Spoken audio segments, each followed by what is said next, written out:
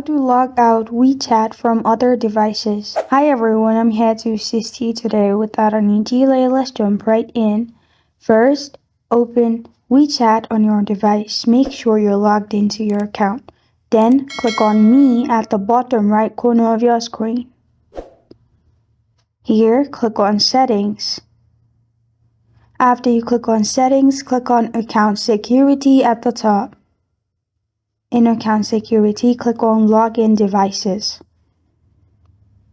Now, select the device you want to remove. There, you'll find Delete the device. Click on it. Then press on Delete. After you press on Delete, you will be logged out from WeChat in that device. And this is how to log out WeChat from other devices.